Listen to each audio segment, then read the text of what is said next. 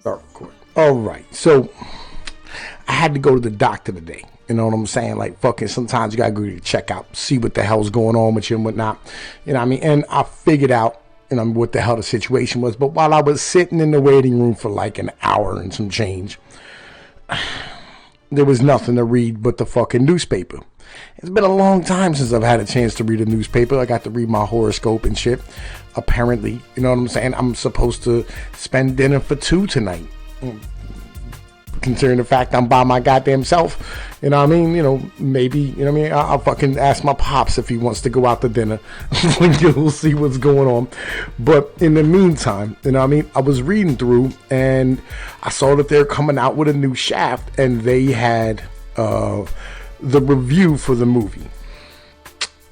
Now, wokey woke leftist piece of shit soy boys are highly upset about this movie. So let's dig into this a little bit. All right, so Shaft review: regressive sequel swaps out style for ugly homophobia. Yo, fuck y'all. Right, all right. Samuel L. Jackson returns in the latest takes on the 70s detective to unleash a toxic stream of bigotry and a misjudged attack on millennial masculinity. Samuel L. Jackson's now a bigot. Welcome to the alt-right, Mr. Samuel L. Jackson. Right? How do you update Shaft for the modern era? John Singleton tried in 2000 with a serviceable, if unspectacular, sequel. I thought it wasn't bad. Christian Bale, like, yo, everybody loved Peoples. Yo, Peoples was the shit. You know what I'm saying? Said I got money longer than train smoke. Right?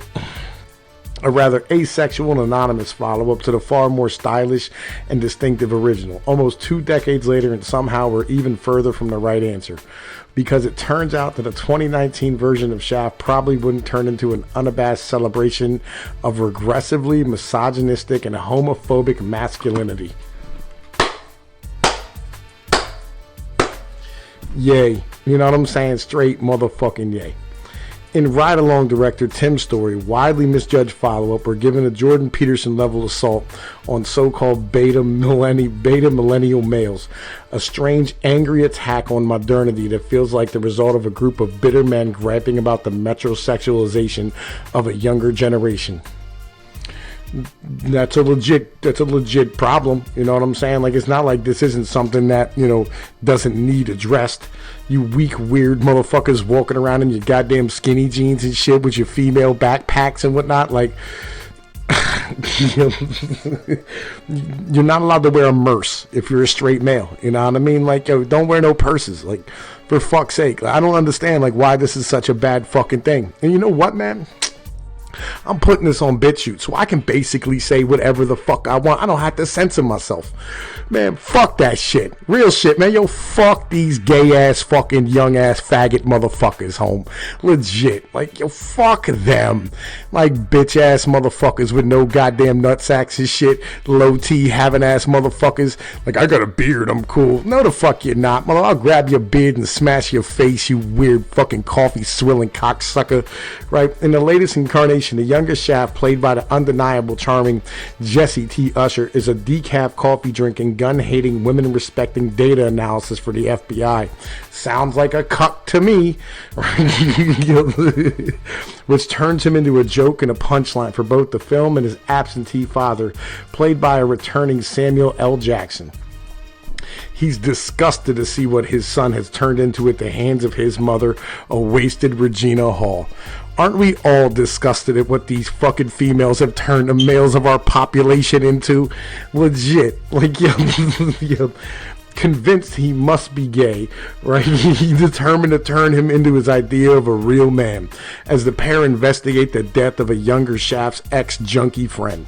There's an inevitable culture clash between the two, but elder Shaft is focused on showing his son that listening less to women and shooting more guns will help show him the way. Red pills all day, baby. Red pills all motherfucking day. God damn it. Right? There's a smart, self-aware film to be made from a rough kernel of this setup. Focusing on the different definitions of masculinity shared by the two generations of men is an intriguing entry point, especially given that one is a father who hasn't been present for his son's youth. There's space for suggesting a happy medium between the two extremities, but Story's update has zero interest in nuance or even debate.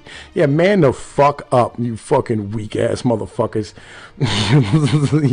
We're shown time and time again for the younger Shaft. The more he embraces the modern, softer qualities, the less of a man he then is. Skinny jeans, coconut water, desk work, all treated with unbridled disdain. As for his father, they all symbolize femininity or even worse, homosexuality. Dude, I don't know who made this movie, but legitimately, fuck yes. You know what I mean? Everybody needs to go see this shit this weekend. Support this motherfucker at the goddamn box office. This film is littered with uneasy jabs, not just towards gay men, but also the trans community. You can sit on my middle finger and swirl, motherfuckers, right? Or even, anyway, right? Young Shaft's boss complains that his biggest problem is that his daughter wants to now be known as Frank. Yeah, fucking dumb bitches. Like, you got cock envy. Let's be perfectly honest here. You sure you like pussy is repeated by a concerned Jackson with such alarming frequency that I was tempted to ask the critic next to me whether we had been somehow magically transported back to the 70s. The 70s? Do you think it's been that long since people have fucking liked pussy and dudes were dudes? Like, it's been like fucking 15 years. Legitimately, it's just this newest generation of weak motherfuckers. But even in the 1971 original, sexual and gender politics were far less troubling. Back then, Shaft even had a gay friend of sorts, a barman who he treated as his equal, but somehow almost 20 years later, every reference to homosexuality is dripping in bile. God, I hate these fucking Californians, for fuck's sake. While 70s Shaft might have been dismissive about the women he was having sex with, he didn't feel the need to pause the film to give a sermon about how all women desperately want and need to be treated with the unquestioning strength and power, something that the modern incarnation deems necessary.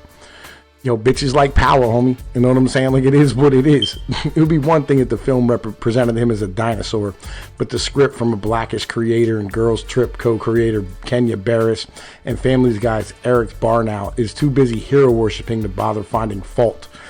Because there is no fault. You know what I'm saying? You're supposed to be a fucking man. He's a crime fighter. He's a hero.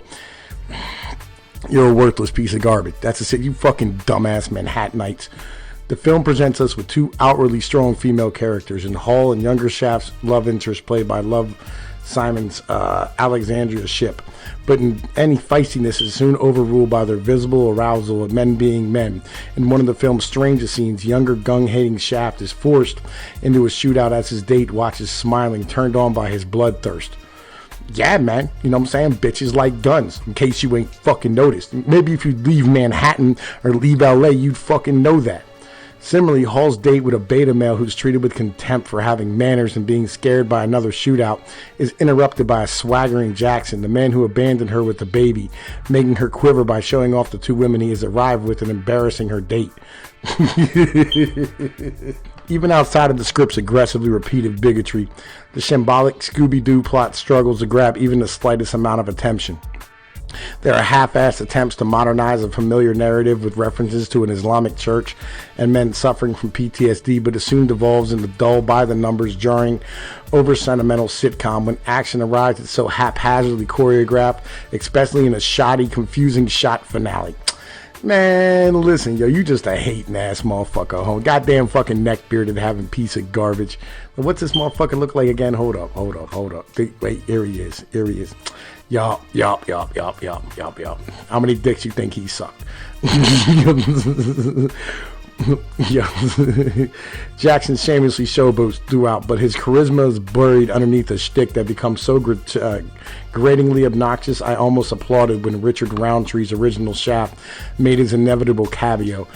But rather than saving the day, he's given little to do, and the strip chooses to defend both admittedly terrible absentee fathers while throwing Hall's beleaguered single mother under the bus for feminizing her son.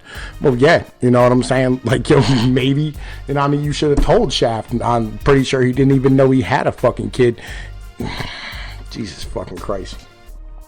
Women aren't strong for being single mothers, all right? They're worthless pieces of garbage for doing so. Like, that's the reality of shit. You know what I mean? It's frustrating to see such an underrated comic actor like Hall struggle to find space to shine. Although she does provide one of the film's rare funny moments as she talks to herself in a public bathroom. Usher, similarly, who was so good in the now canceled TV comedy Survivor's Remorse, does his best with a crudely etched character, but any resistance against the film's regressive politics is ultimately futile.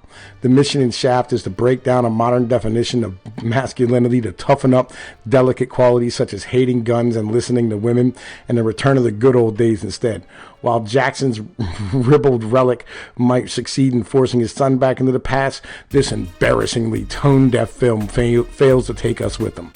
Yo, eat a dick, homie. Real shit. Manhood never goes the fuck out of style. By the way, in case you ain't goddamn noticed. Yo, Tom P from Pinoy News, homie. Yo, y'all make sure y'all hit that fucking subscribe button. Yo, drop me a couple of bucks on that PayPal joint. You know what I mean? Show some motherfucking love and make sure you leave some goddamn comments. Tell me y'all are enjoying this shit out here. Alright? You know what? I'm on BitChute from now the fuck on. It is what it is. Alright? We ain't playing no games no more. We ain't fucking around with YouTube and all the nonsense. We gonna be on BitChute, handling our motherfucking business and shit. We might still do some live streams from fucking YouTube, but other than that, I'm done playing that fucking game. You know what I mean? It's Tom Peace. Peace be like one. Later.